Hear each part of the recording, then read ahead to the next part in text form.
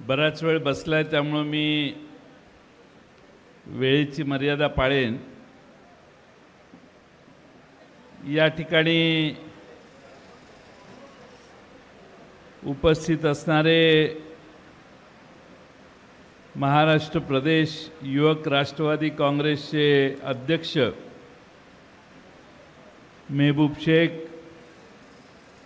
महिला राष्ट्रवादी काँग्रेस शरदचंद्र पवार पक्षाच्या अध्यक्षा रोहिणीताई खडसे, संदीप भाऊ बेडसे, कामराज निकम, उमेश पाटील, जुई देशमुख, हेमाताई शितोळे, जिल्ह्याचे अध्यक्ष जितेंद्र मराठे, उषाताई पाटील, मनोज महाजन, अमित पाटील, कैलास ठाकरे तालुका अध्यक्ष, जितेंद्र ठाकूर, ललित वारुडे, पोपटराव सोनवणे, सभापती पंचायत समितीचे अरुण पाटील, साखरीचे त्र्यंबक पहलवान, पंचायत समितीचे सदस्य प्रकाश पाटील, दुर्लभ बोन सोनवणे, वाईस चेअरमन दूध संघाचे महेंद्र निकम, चंद्रराव साळुंखे, नितीन चौधरी, दोंडाईचे नगरसेवक गिरिधारी राम राख्या, राष्ट्रवादीचे नेते कयूम पठाण, कमलाकर बागले, उपनगराध्यक्ष सिंदखेड्याचे उल्हास देशमुख, सतीश अण्णा पाटील, या निमित्ताने उपस्थित असणारे आपल्या कार्यक्रमाला आलेले सर्वच मान्यवर, मी आता नाव घेऊन आपल्या सगळ्यांचा वेळ घेत नाही, सर्वच व्यासपीठावरील मान्यवर आणि बंधू भगिनींनो, अनेक दिवसापासून कामराज निकम यांनी पक्षात यावं असे प्रयत्न चालू होते। मुहूर्त सापडत नव्हता, अनेक दिवस म्हणण्यापेक्षा 15-20 दिवस, पण संदीप बेडसेंनी सगळ्यांना घेऊन पुण्यात पिंपरीला पवारसाहेबांची सभा होती, त्यामध्ये आणून सगळ्यांचा एकदम धडकपणाने प्रवेश करण्याचा कार्यक्रम पिंपरीला मोठ्या प्रमाणात घेतला आणि त्यानंतर या दौऱ्यात इथं सभा घ्यायची, कारण कामराज निकम साहेबांचा सुरुवातीपासून आग्रह होता की सिंदखेडला जाऊन आपण सगळ्यांचे प्रवेश करू, त्यामुळं आजची सभा आपल्या सर्वांच्या समोर या ठिकाणी होते। माझं भाषण झाल्यावर ते म्हणतील तेवढ्यांना प्रवेश देण्यासाठी मी इथं उभा राहणार आहे, तुम्ही काही चिंता करू नका। ही जागा राष्ट्रवादी काँग्रेस अनेक वर्षापासून लढवते। नानासाहेब देशमुखांनी या मतदारसंघाचं प्रतिनिधित्व केलं। जुईताईंच्याकडे सकाळी चहाला आम्ही गेलो होतो। संदीप बेडसेंनी विधानसभा या मतदारसंघात मागच्या वेळी लढवली, पण या मतदारसंघामध्ये एक आणखीन एक आमचे मित्र आमच्या पक्षात आलेले होते, त्यांनी तर आग्रह धरला की तुम्ही आणि जयंत पाटील दोघं आले तरच प्रवेश करेन, अजित दादा आणि मी आलो तरच प्रवेश करेन। आम्ही दोघं आलो आणि त्यांचा प्रवेश केला, पण नेहमी हा मतदारसंघ बळकट करण्याचा उद्देश पक्षाचा कायम राहिलेला आहे। थेंबे थेंबे तळे साचे असं मी मानतो आणि म्हणून आम्ही या मतदारसंघामध्ये ठामपणाने हा पक्ष वाढवण्यासाठी आणखीन काय करता येईल याचा प्रयत्न विचार करतच होतो। भारतीय जनता पक्षात खरे निष्ठावंत जे आहेत त्यांची किती ससे उलपट व्हायला लागलेली आहे। या पोलिसांना बसायला खुर्च्या द्या, बिचारे किती वेळ माझं भाषण ऐकणार। बसा ना, अहो बसा, बसायला हरकत नाही, आपला काय प्रॉब्लेम नाही।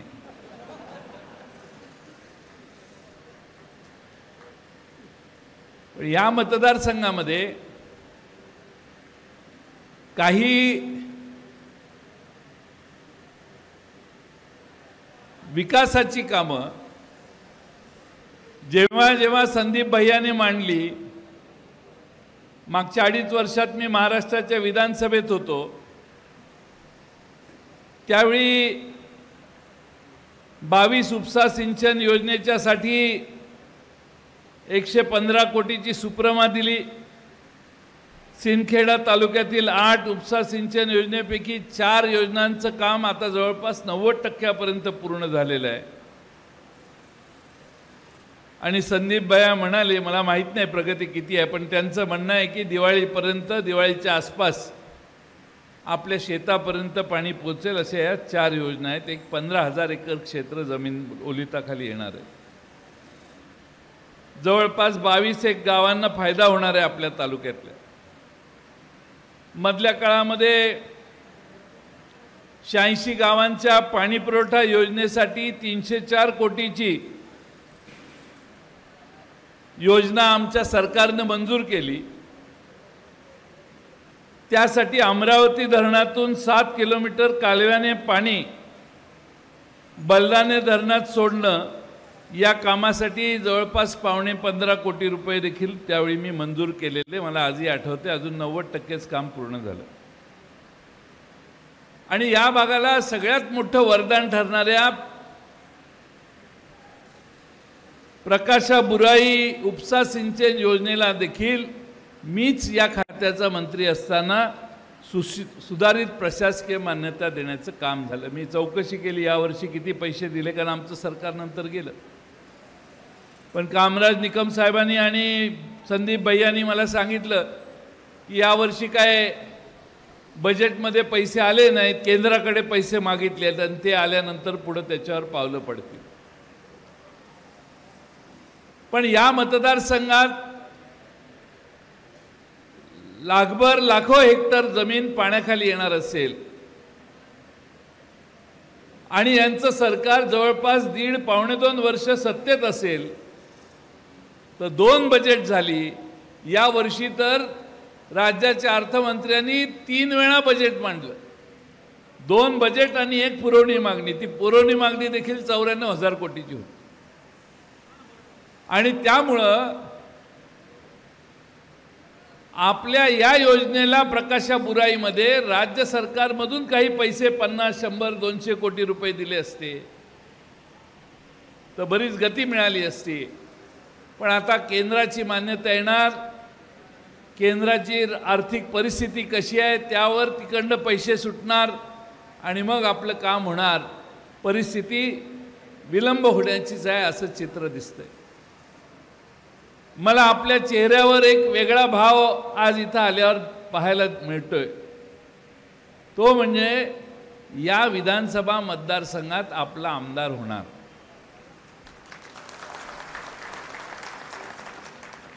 आता आपला आमदार होणार तर मग त्या आमदाराच्या वतीनं मी तुम्हाला आमची पक्षाची कमिटमेंट तुम्हाला देतो। सरकार तर आपल्या येणार आहे, ह्याच्यात काळ्या दगडावरची रेग आहे, तुम्ही काय चिंता करू नका। त्यामुळे सरकार आल्यानंतर या प्रकाशा बुराई योजनेला पूर्ण गतीनं पूर्ण करण्यासाठी पूर्ण ताकद लावू आणि याला आवश्यक तो सगळा निधी देण्याचं काम आम्ही राज्य आणि केंद्र सरकारच्या माध्यमातून तुम्हाला करून दाखवू। शेवटी एका व्यक्तीला आपण संधी दिली, अनेक वेळा निवडून आल्यानंतरही एवढी मोठी योजना, मला वाटतं खडसे साहेब जलसंपदा मंत्री होते तेव्हापासून ही योजना आहे, अजूनही योजना पूर्ण झाली नसेल तर योजनेत दोष नाही, आपल्या लोकप्रतिनिधीत दोष आहे असं म्हणायला हरकत नाही। आणि तो दोष दूर करायची जबाबदारी मित्रांनो तुम्हा सगळ्यांची आहे। आज माझी आपणा सगळ्यांना कळकळीची विनंती आहे की आमच्या समोर सत्तेत बसणाऱ्या लोकांना यावर्षी महाराष्ट्रातल्या जनतेने मोठा हिंगा दाखवलाय। महाराष्ट्रामध्ये 31 जागा निवडून आल्या विरोधी बाजूने। भारतीय जनता पक्षासारख्या मोठ्या पक्षाच्या फक्त 9 जागा निवडून आल्या। माझी सातारची जागा निवडून आली असती तर माझा देखील भारतीय जनता पक्ष एवढा मोठा पक्ष झाला असं मी सांगू शकलो असतो। त्या पिपाणी आणि तुतारीत आमची ती जागा 2000ने पडली। पण महाराष्ट्राच्या जनतेचा कौल काय आहे? महाराष्ट्रातल्या जनतेचा कौल आहे की हे महाराष्ट्रातलं भ्रष्ट सरकार घालवा आणि नव्या विचाराची महाविकास आघाडी एकत्रित एकसंघपणाने उभा करून त्यांच्या मागे आपण उभा राहूया। लोकसभेच्या निवडणुका तर लोकांनीच हातात घेतल्या। पवार साहेबांचा पक्ष फोडला, उद्धव ठाकरेंचा पक्ष फोडला, 2 मराठी माणसांचा पक्ष फोडण्याचं पाप भारतीय जनता पक्षाने केलं आणि हे सगळे फोडले ते नेऊन तिकडे मंत्री केले। मगाशी रोहिणीताई म्हटल्या हे सत्य आहे की भारतीय जनता पक्षामध्ये निष्ठावंताची कदर होत नाही। या मतदारसंघातले लोकप्रतिनिधी आधी वेगळ्या पक्षात होते, त्याच्या आधीपासून कामराज निकम जिल्हा परिषदेचे 92 सालापासून सदस्य भारतीय जनता पक्षाचे होते। मग ओरिजिनल कोण आहे?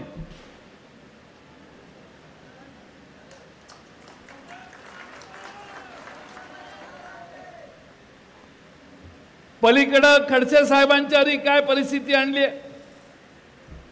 ठीक आहे, आता ते काही अडचणी झाल्या, पण महाराष्ट्रातल्या निष्ठावंत लोकांना खड्यासारखं बाजूला करून स्वतःची टोळी तयार करण्यात काही लोकांना यश महाराष्ट्रात भारतीय जनता पक्षामध्ये आलंय आणि हाच खऱ्या अर्थानं भारतीय जनता पक्षात उद्रेक आहे। आज कामराज निकम एवढा जुना पक्ष सोडून आमच्या पुढे आले कारण त्यांना खात्री झालेली आहे की आपल्याला भारतीय जनता पक्ष न्याय देऊ शकणार नाही। आम्हाला आणखीन 50 वर्ष सतरंजा उचलायचं काम लागेल पण आम्हाला न्याय मिळणार नाही अशी भावना झालेले महाराष्ट्रामध्ये भारतीय जनता पक्षाची 2री, 3री आणि 4थी फळी फार मोठ्या प्रमाणात आहे। त्याला आता लोकसभेच्या निमित्तानं वाचा फुटलेली आहे। भारतीय जनता पक्षातल्या खऱ्या कार्यकर्त्यांच्यावर प्रचंड अन्याय होतोय आणि भाड्याने आणलेले, पाहुणे म्हणून आणलेले, दुसऱ्या पक्षातनं धमक्या देऊन आणलेले अशांना डोक्यावर बसवण्याचं काम भारतीय जनता पक्षाने त्यांच्या स्वतःच्या निष्ठेच्या लोकांच्या कार्यकर्त्यांच्या डोक्यावर बसवण्याचं काम केलेलं आहे। मी आपल्याला यासाठी सांगतो की भारतीय जनता पक्ष एकदा 2 खासदार होते। 2 खासदाराचे दुसऱ्या निवडणुकीला कितीतरी खासदार वाढले का? तर अटल बिहारी वाजपेयींच्या नेतृत्वावर या देशातल्या जनतेचा एक वेगळाच विश्वास होता। पण 400 पार करायला निघालेले त्यांना या देशातल्या तुम्ही लोकांनी 240 वर थांबवले। ही या देशातल्या लोकशाहीची सगळ्यात मोठा विजय असं मी म्हणेन। ज्या ज्या ठिकाणी विजय मिळालेला आहे त्यांना तो कसा मिळाला हे मी सांगायची गरज नाही। पैशाचा महापूर वाहत होता निवडणुकीत हे मी तुम्हाला सांगायची गरज नाही। आणि म्हणून या महाराष्ट्रामध्ये 31 जागा भारतीय जनता पक्ष आणि त्यांचे 2 मित्र पक्ष यांच्या विरोधात जनतेने निवडून दिले आहेत। कौल जनतेने देण्याचं काम केलेलं आहे। आता जबाबदारी आमची आहे। महाविकास आघाडीच्या वतीनं आम्ही तुम्हाला सक्षम पर्याय सर्व मतदारसंघात देणार आहोत। शिवसेना, उद्धव ठाकरेंचा पक्ष, काँग्रेस पक्ष आणि आपला पक्ष आम्ही एकत्रित बसून महाराष्ट्रामध्ये कोणताही वाद न होता प्रत्येक ठिकाणी समर्थ पर्याय देण्याचं काम करू आणि कोणत्याही परिस्थितीत उद्याचं सरकार हे महाविकास आघाडीचं आणण्याचं काम करू आणि त्यातनं आपल्या मतदारसंघाचे अनेक प्रश्न आम्ही सोडवण्याचं काम करू। मी कामराज निकम आणि त्यांच्या सर्व सहकाऱ्यांना हा विश्वास देईन की शरद पवार साहेबांचा हा पक्ष आहे, कार्यकर्त्याची बूज राखण्याचा शरद पवार साहेबांचा स्थायी पिंड आहे, जो आमच्या पक्षाचा आहे, जो ताकदीचा आहे, काम करणारा आहे, लोकसंग्रही आहे। त्याला मोकळं आमच्या पक्षात कोणी ठेवत नाही, तुम्ही काही चिंता करू नका। आम्ही आता महाराष्ट्रामध्ये आमचा पक्ष मोकळा झाल्यावर अशी प्रत्येक मतदारसंघात कोण कोण आहेत त्यांना हुडकण्याचं काम करतो। आणखीन पुढच्या काही दिवसात आणखीन काही लोक पक्षात येतील, ते आमदारच असले पाहिजे तसं नाही आहे। आमच्या पक्षातनं तिकडे गेलेले आहेत तेच परत येतील असंही नाही आहे। आम्ही नवे चेहरे पुढे आणण्याचा प्रयत्न करतोय, जेणेकरून महाराष्ट्रातल्या जनतेला आम्ही देखील बदल केलेला आहे आणि नव्या रक्ताला संधी देतोय, हा संदेश देखील महाराष्ट्रातल्या जनतेला पवार साहेबांना द्यायचा आहे। आज खरं म्हणजे आपण सगळ्यांनी या ठिकाणी हा प्रवेशाचा कार्यक्रम फार मोठ्या प्रमाणात ठेवला।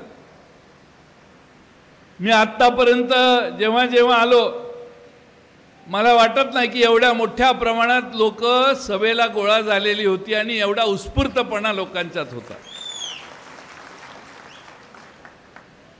ज्या उत्साहाने तुम्ही आज या ठिकाणी भर पावसात इथे येऊन बसलेला आहात, तुम्हा सगळ्यांचे आभार मानावे तेवढे थोडं आहे। पण पुढचे 2-2.5 महिने मित्रांनो फार महत्त्वाचे आहेत। हे पुढचे 2-2.5 महिने तुम्ही सगळ्यांनी जागृत राहायला पाहिजे। पोलीस तुम्हाला अटक करतील, 307 लावतील, ह्या सगळ्या गोष्टी तुम्ही आम्हाला सांगताय, ते चित्र आता हळूहळू बदलायला लागेल। सरकारी अधिकाऱ्यांना आणि कर्मचाऱ्यांना सत्ता कुणाची येते याचा फार आधी अंदाज येतो। त्यामुळे तुमचं हळूहळू स्वागत पोलीस स्टेशनमध्ये देखील होईल। तुमच्यावर 307 खोटे, मी तर ऐकलं की महिनाभरापूर्वी त्यांचा पीए ज्याला अरेस्ट झाली आहे, तुरुंगात आहे, त्याला लॉकअप मधून बाहेर काढून मारत होता, अशी देखील मला कोणीतरी माहिती दिली। लॉकअप मधून बाहेर काढायची परवानगी देणारा पोलीस आहे ना, तो नोकरीत राहणार नाही याची काळजी आम्ही सगळे घेऊ। लॉकअप मधून पोलीस त्याला बाहेर काढून देतात आणि आमच्या कोणाचाही असेल, सामान्य नागरिक असेल, त्याला बाहेर येऊन आमदारांचे पीए किंवा कोणी संबंधित आहेत ते येऊन जर मारहाण करत असतील तर याच्यासारखी गोष्ट गंभीर नाही। तुम्ही चौघ पोलिसांचे प्रतिनिधी आहात, मगाशी म्हणत होतो बसा जरा, तुम्ही संदेश द्या। कायद्याचं राज्य असलं पाहिजे। आम्ही आमच्याकडून चुकीच्या गोष्टी आम्ही अपेक्षाच कधी करत नाही, पण कुणाच्या तरी राजकीय पोळी भाजण्यासाठी तुम्ही राजकीय दुसऱ्या पक्षाच्या कार्यकर्त्यांच्यावर अन्याय करायला लागला, जाणीवपूर्वक करायला लागला, तर त्यांचं सरकार आहे तोपर्यंत हे गप्प बसतील, पण सरकार गेल्यानंतर जरा अवघड होईल। मी आपलं दुसरा शब्द होता पण मी काय तो वापरत नाही। केंद्र सरकार आणि राज्य सरकार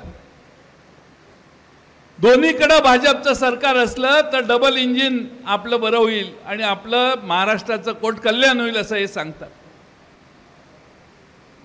काल अमित शाह पुण्यात आले, म्हटले 10 लाख कोटी रुपये महाराष्ट्राला दिले.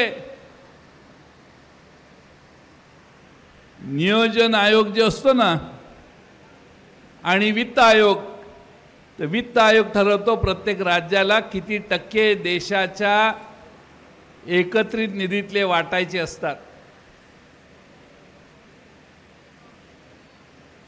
काही मेहरबानी करत नाही. देशात 10 लाख कोटी रुपये गोळा झाले तर उत्तर प्रदेश पासून कन्याकुमारीच्या केरळ आणि तामिळनाडू पर्यंतच्या प्रत्येक राज्याला ठराविक टक्केवारी दिली जाते. त्याचा एक फॉर्म्युला आहे मागासलेपणाच्या वर आधारित. काय मेहरबानी नाही केली, केंद्र सरकारने पैसे दिले, पण ते 10 लाख कोटी रुपये दिले. माझं आव्हान आहे राज्य सरकारला की 10 लाख कोटी रुपये कोणत्या कोणत्या मुद्द्याला दिले ते एकदा जाहीर करावं.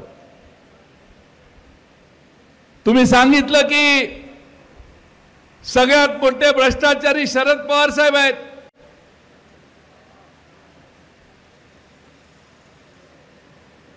तुम्ही शरद पवार साहेबांच्याकडे बघून हे सांगता, त्यावेळी तुमच्या शेजारी पाजारी जे बसलेले आहेत ना त्यांच्यावर तुम्ही आरोप केले, ते आता तुम्ही कडेवर घेऊन बसलेला आहात.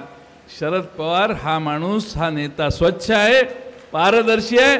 कुणी त्यांच्याकडे बोट करून वर बघू शकत नाही आणि त्यांना प्रश्न विचारू शकत नाही. आजपर्यंतच्या त्यांच्या 50-60 वर्षाच्या राजकीय कारकिर्दीत अशी कोणतीही घटना घडलेली नाही. कायद्यानं त्यांनी कधी चुकीच्या गोष्टी केलेल्या नाहीत. आणि म्हणून शरद पवार साहेब आजही महाराष्ट्राचा आत्मा आहेत आणि तो आत्मा आहेत हे यांना कळत नाही. मोदींनी त्यांना भटकती आत्मा म्हटलं, आता हे म्हणतात भ्रष्टाचारी. महाराष्ट्रातल्या जनतेकडून माझी अपेक्षा आहे उद्याच्या विधानसभेत नरेंद्र मोदी साहेब आणि अमित शहाजी या दोघांच्या या विधानाचा समाचार घेऊन महाराष्ट्र स्वाभिमानी किती आहे, महाराष्ट्र छत्रपती शिवाजी महाराजांच्या विचारावर कसा चालतो आणि महाराष्ट्रावर आलेलं हे आक्रमण दूर करण्याचं काम महाराष्ट्राचे सैनिक कसे करतील हे दाखवण्यासाठी आपण सगळ्यांनी आता सज्ज व्हायचंय. महाराष्ट्रामध्ये 17 प्रकल्प आमच्या महाराष्ट्रातून बाहेर गेले. त्यातले निम्म्यापेक्षा जास्त गुजरातला गेले. कोणामुळे गेले? या दोघांच्यामुळेच गेले. आमच्या महाराष्ट्रातल्या तरुणांच्या हातचा रोजगार तुमच्यामुळे जातो. तुम्ही महाराष्ट्राच्या ताब्यात येणारे प्रकल्प छिनवून घेऊन जाता आणि आमचे महाराष्ट्राचे मुख्यमंत्री तुमच्या कृपेनं, राज्याचे उपमुख्यमंत्री तुमच्या कृपेनं सत्तेत बसतात. ते तुमच्या तोंडावर काही ब्रशब्द बोलत नाहीत. आमच्या महाराष्ट्राचं आज नुकसान आमच्या या सरकारमुळे होतंय. यांची तुमच्या विरोधी बोलायची ताकद नाही आणि महाराष्ट्राचे एक उद्योग आता गुजरातमध्ये नेण्याचं पाप जर तुम्ही करत असाल तर या दोघांनाही महाराष्ट्रात येऊन शरद पवार साहेबांच्यावर आणि उद्धव ठाकरेंच्यावर टीका करण्याचा कोणताही अधिकार नैतिकतेने आहे असं मला वाटत नाही. आज खरं म्हणजे महाराष्ट्राचा नंबर किती आहे? एक काळ असा होता महाराष्ट्र 3ऱ्या, 4थ्या, 2ऱ्या नंबरवर होता. महाराष्ट्र 1ल्या, 2ऱ्या, 3ऱ्या नंबरवर होता. पण दुर्दैवाने आज महाराष्ट्र 11व्या नंबरवर खाली घसरलेला आहे. हे जयंत पाटील सांगत नाही, केंद्रीय नियोजन आयोगाने आकडेवारी सांगितलेली आहे की महाराष्ट्र कसा घसरायला लागलेला आहे. जेव्हापासून राज्याचे 14 साली सरकार बदललं महाराष्ट्रातलं आणि देवेंद्र फडणवीस यावेळी महाराष्ट्राचे मुख्यमंत्री झाले, त्यानंतर फक्त 2ऱ्या वर्षी गुजरात सरकारची प्रगती ही महाराष्ट्राच्या पेक्षा पुढे गेली. तेव्हा जेव्हा एकदा गुजरात आमच्या पुढे गेला तो आतापर्यंत मागे आलेला नाही. आम्ही गुजरातच्या मागेच आहोत. हे जयंत पाटील सांगत नाही, हे केंद्रीय नियोजन मंडळाने सांगितलेलं आहे, आकडेवारी आहे. यांच्या हातात जर आणखीन सरकार राहिलं आणखी 2-4 राज्य आपल्या पुढे झाल्या गेल्याशिवाय राहणार नाहीत। आणि आता लोकसभेचा निकाल लागलेला आहे, सरकारच्या पायाखालची वाळू हललेली आहे, घाबरलेलं सरकार पाहिजे त्या घोषणा करते। मी एके ठिकाणी सांगितलं, हे चंद्र मागितला तुम्ही तर चंद्रही आणून देतो म्हणते।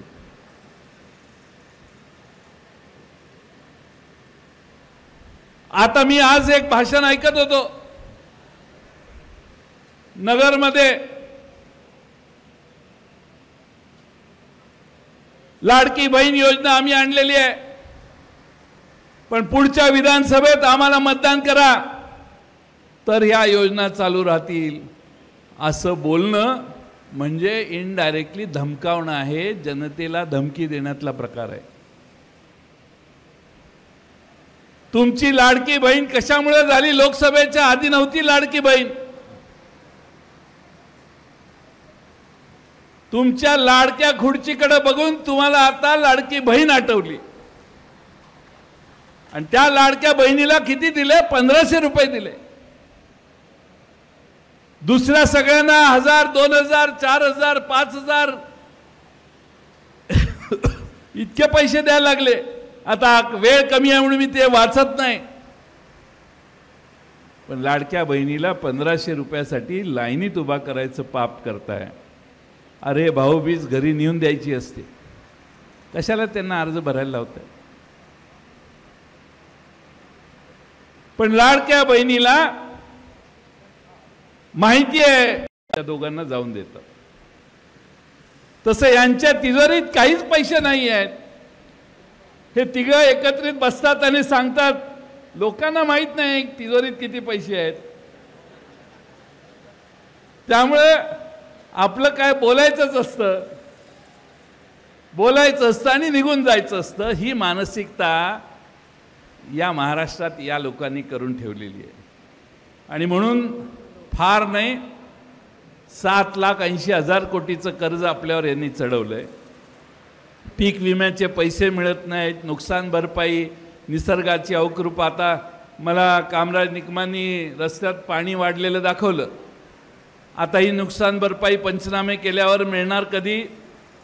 पुढच्या डिसेंबर, जानेवारी, फेब्रुवारीला मिळाली तर मिळणार, यांचं सरकार असेल तर। आमचं सरकार असेल तर आम्ही त्याच्या आधी देऊ।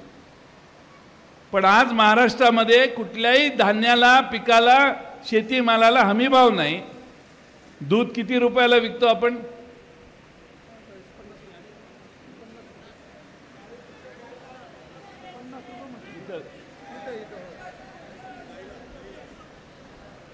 काय 20, 30 रुपये। आमचे खासदार निलेश लंके नगरला उपोषणाला बसले, धरणं धरली। त्यांनी सरकारला सांगितलं की तुम्ही हमी भाव दुधाचा ठरवा, कायदा करा, कांद्यासाठी कायदा करा, कापसासाठी कायदा करा, सोयाबीनसाठी कायदा करा, केळीसाठी कायदा करा। पण आमच्या महाराष्ट्रातल्या शेतकऱ्याला किमती कोसळायला लागल्या तर दुसरा पर्याय राहत नाही, त्याला काहीतरी पर्याय द्यायचं काम करा। हे आमच्या निलेश लंकेनी नगरमध्ये मोठ्या प्रमाणात आंदोलन पुकारून केलं। सरकारने वेळ मागितली आहे, बघू आता सरकार काय करतं। 17 प्रकल्प राज्याच्या बाहेर गेले, 11% बेरोजगारी झालेली। आता 11%, 41 लाख युवक महाराष्ट्रातले नोकऱ्या नाहीत म्हणून वनवन फिरतायत। काल परवा एअर इंडियामध्ये काय 2-2.5 हजार लोकांना घ्यायचं होतं म्हणे, 30-40 हजार लोक तिथं एकत्रित आले। स्टॅम्पेड व्हायची पाळी आली, माणसं एकमेकाच्या वरून चालायची पाळी आली, एवढी गर्दी झाली। पेपर कुठला फुटला नाही यांच्या काळात, असं कधी झालं नाही। प्रत्येक MPSCची परीक्षा घ्या, कुठलीही घ्या, पेपर फुटीचा रोग आपल्या सगळ्यांना लागलेला आहे। आणि म्हणून माझी आपणा सर्वांना विनंती आहे की हे सरकार बदललं पाहिजे। हे सरकार बदलण्यासाठी आणखीन एक महत्त्वाचं कारण की प्रचंड करप्शन महाराष्ट्राच्या विधानसभेत आम्ही मांडलं, एकाही मंत्र्याने त्याला उत्तर दिलं नाही। टाळूवरचं लोणी खाण्याचा प्रकार, सातारा जिल्ह्यात मायनी नावाच्या गावात एक हॉस्पिटल, मेडिकल कॉलेज आहे, मेलेल्या माणसांना ॲडमिट केलं, त्यांच्यावर बिलं लावली आणि मेलेला माणूस जिवंत बरा झाला म्हणून 50 रुपये एस टीचे पण त्याला दिले आणि तेवढे सगळे पैसे कॉलेजनं काढून घेतले. असे 50-60 कोटी रुपयाचा गफला झाला. रत्नागिरीमध्ये एकाच डांबराचं बिल राष्ट्रीय महामार्गावर दाखवलं, राज्य महामार्गावर दाखवलं, MIDCच्या रस्त्यावर दाखवलं आणि नगरपालिकेच्या रस्त्यावर दाखवलं. डांबराचा मोठा घोटाळा आहे. महाराष्ट्रामध्ये आता काही तुम्ही करा, पण काही चुकलं तुमचं तर परत भारतीय जनता पक्ष तुम्हाला संरक्षण देतो अशी परिस्थिती आहे. एक फार मोठ्या प्रमाणात हिंदूंचा औन संस्थान आहे, त्यांच्या अखत्यारीत काही देवस्थान आहे. तिथल्या लोकल आमदारांनी बीड जिल्ह्यात आणि तिकडे आणि नागपूरमध्ये संस्थांच्या जमिनी लाटल्या, वर्ग 2च्या वर्ग 1 केल्या, प्लॉट पाडले आणि हे लोक अब्जाधीश झाले. या सगळ्यांची चौकशी व्हायला पाहिजे. पण हे सरकार कुणाची चौकशी करायचं, विधानसभेत 2-2, 3-3दा मांडून देखील हे सरकार कोणत्याही गोष्टी करत नाही. हीच सगळी महाराष्ट्रातली आमच्या सगळ्यांची भूमिका आहे की ह्या सरकारला बाजूला काढल्याशिवाय हा प्रश्न आता आपल्याला सोडवता येणार नाही. आणि म्हणून आम्ही महाराष्ट्रात माझ्या स्वप्नातला महाराष्ट्र यांना घालवायचं आहे ठीक आहे, पण महाराष्ट्रात माझ्या स्वप्नातला महाराष्ट्र कसा असला पाहिजे यासाठी राष्ट्रवादी काँग्रेस पक्षाने एक कार्यक्रम हातात घेतलेला आहे, एक अभियान चालू केलेलं आहे. त्यामध्ये महाराष्ट्रातले युवक, विद्यार्थी, महिला, शेतकरी, शेतमजूर कुणीही त्याच्यावर आपली माझ्या स्वप्नातला महाराष्ट्र कसा असला पाहिजे हे कळवण्याची व्यवस्था करेल. 15 ऑगस्टपर्यंत हे अभियान चालू आहे आणि त्यानंतर यातनं आलेल्या सूचनेवर आम्ही महाराष्ट्रामध्ये एक चांगल्या प्रकारे जाहीरनामा आपल्या सर्वांच्या समोर घेऊन येणार आहोत. आणि म्हणून माझी आपल्याला विनंती आहे की येणाऱ्या काळामध्ये हे सरकार घालवायचं ही भूमिका घेऊन आज इथून आपण निघावं. पण हे निघत असताना कामराज निकम आणि त्यांच्या सर्व सहकारी, आमच्या संदीपभैया बेडसे, आमच्या जुईताई, नानासाहेब देशमुखांचे सगळे सहकारी, तुमचा सगळ्यांचा शत्रू एक आहे का हे आधी मला इथं सांगा. आहे ना? फितुरी होणार नाही ना? कुणालाही तिकीट दिलं तरी ती सीट निवडून आली पाहिजे. तुम्हाला हे मान्य आहे का? तिकीट हे मेरिटनं होणार आहे, आम्ही चाचपणी करणार आहे. पण या ठिकाणी तुम्ही सगळ्यांनी ताकदीनं विधानसभेचं काम करायला सगळ्यांनी कोऑर्डिनेशन ठेवा. बूथ कमिट्या व्यवस्थित करा. शेवटच्या 2 दिवसात पैसे वाटण्याची सवय ज्यांना आहे त्याच्यावर काय उपाय करायचा, जनतेला जागृत कसं करायचं हे थोडंसं काळजीपूर्वक बघा. तुम्ही सगळ्यांनी ताकद लावली तर अनेक या देशात इंदिरा गांधींचा देखील पराभव झाला होता. एखाद्याचा पराभव व्हायचा म्हटल्यावर आमच्या सुप्रियाताई निवडून कशा आल्या?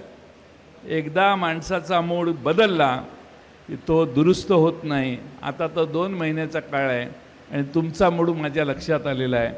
आणि अरे एक नको पाणी कशाला. आणि म्हणून माझी कळकळीची विनंती आहे, या मतदारसंघात कामराज निकमांनी सांगितलं एकही कारखाना नाही, एकही उद्योग नाही, रोजगाराच्या संध्या नाहीत. या मतदारसंघामध्ये जो विकास व्हायला पाहिजे तो झालेला नाही याचं शल्य या ठिकाणी तुम्हा आम्हा सगळ्यांना आहे. मी राष्ट्रवादी काँग्रेस शरदचंद्र पवार पक्षाच्या वतीनं तुम्हाला विश्वास देतो की येणाऱ्या 5 वर्षामध्ये या सगळ्या गोष्टी जाणीवपूर्वक या मतदारसंघात करून रोजगार निर्मितीची कामं आम्ही तुमच्या सगळ्यांसाठी करू. थोड्या दिवसाने मी आणि अमोल कोल्हे शिवस्वराज्य यात्रेवर आपल्या सर्वांच्या समोर येणार आहे. अपेक्षा आहे की आम्ही 7 तारखेला ती यात्रा सुरू करणार आहे. अपेक्षा ही आहे की आम्ही या मतदारसंघात येऊ त्यावेळी फारसा पाऊस नसेल, त्यावेळी तुम्ही मगाशी सांगितलं तशी जाहीर सभा गावाच्या चौकात अमोल कोल्हे आणि आमचे काही वक्ते आणि मी स्वतः आणि माझे काही सहकारी पक्षातले आम्ही सगळे येऊ आणि महाराष्ट्रामध्ये परिवर्तन का झालं पाहिजे आणि परिवर्तन करून हे 10 वर्ष काम करत असणारं दिल्लीचं सरकार आपण जसं घालवायचा प्रयत्न केला तसं महाराष्ट्रात देखील हे वाम मार्गाने निर्माण झालेलं सरकार घालवण्यासाठी आपल्या सगळ्यांनी मतदान केलं पाहिजे। आपले नेते शरद पवार साहेब हे हिमालयाच्या ताकदीनं आपल्या सगळ्यांच्या मागे आहेत।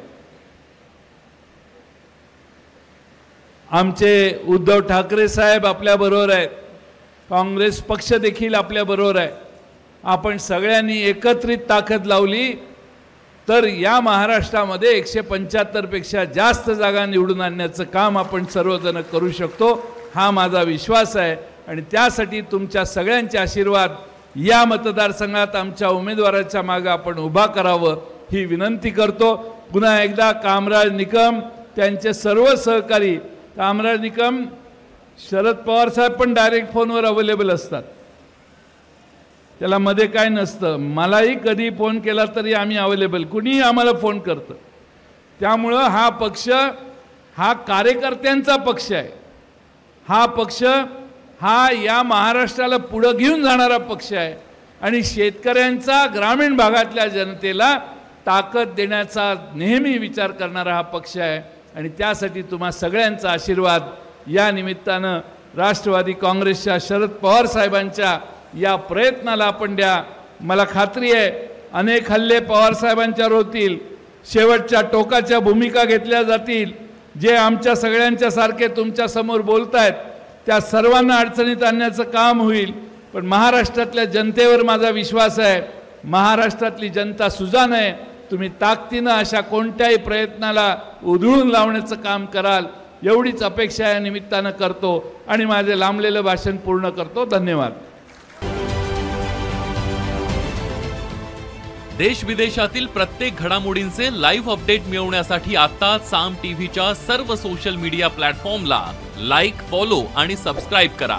तसंच सर्व नोटिफिकेशनसाठी बेल आयकॉन प्रेस करायला विसरू नका।